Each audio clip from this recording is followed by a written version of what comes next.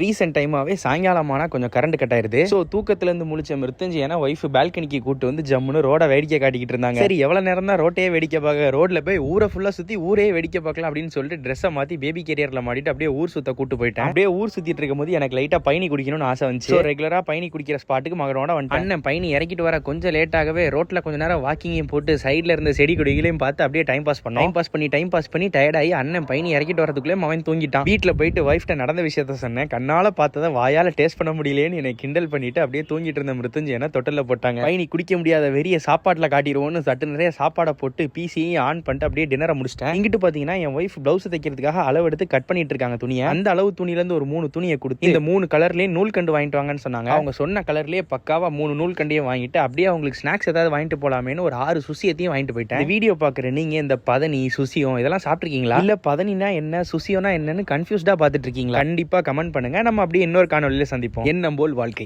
பாய் நண்பர்களே.